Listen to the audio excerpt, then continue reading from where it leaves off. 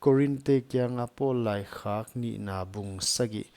Titas hong tun na apol ki pa na huchi in de takte o wai thu chiam in izia kun sa le kha bu ana teng teng akipan e le ikisiang sak dingu pathian lau dan siam kom a siang thona hi bukimin nalung tangwa mun hoi on un kwa tungma ka hial ke wa kwa ma ka hi se ke wa kwa ma ka hiem sam ke u kwa ma siam lo tan sak soma hiai thu gen ka hi ki si le si khom a dam le dam khom ding in kalung tangwa no te ka hon vom u chi tu ma zakin ka gen ta hi no lama zo ka pau ngam dan athupi a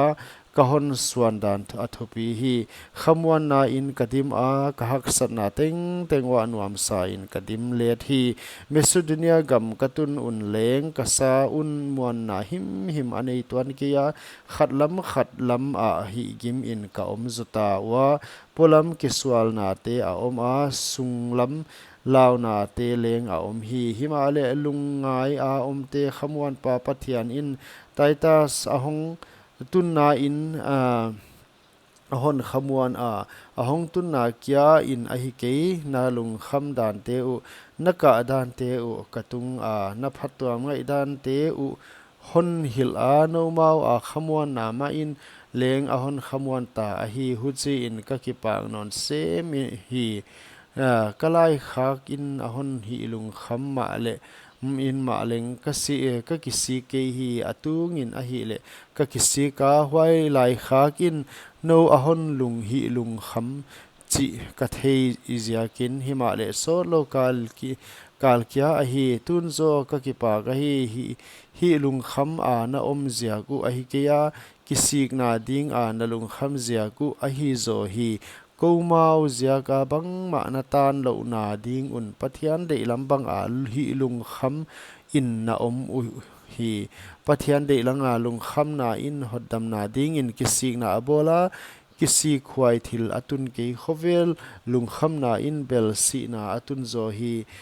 enma un pathian de lam a lung kham na in bang chi tak na bang chi bang ki ha siang nop na bang chi bang ai ki ol mo na bang chi bang patau na bang chi bang lungul na bang chi bang phatwam ngai na bang chi bang go na a hi no wa dia hon thut tut tak bang kima huai thu a na siang u chi ka hi lang ta u hi huchi in na kiang wa agel ma leng agilo hi pa ziakin ka gel kia agilo thuak pa ziakin leng ka gel sam ke katung wa na na phattuam ngai dan u pathian mit mu a na kiang wa thei saka om theina ding in ka gel a hi zo hi huai zakin khamwan in ka om ta him wa ko mau khamwan na kya lowa leng titas ki pa na ziakin ka ki pang non sem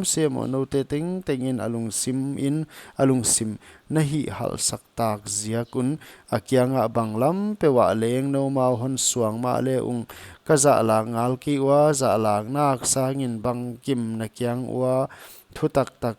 ka gen zel bang un titas ma ka hon suan u thu tak tak ahong hi ta nge hi huan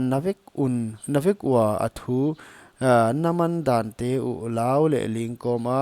ama nakipa pi dan te u thei gi ge in alaina na no mau lam alian non sem ta hi thilbang kima tung na tung wa kamuan ziakin kakipa ka hi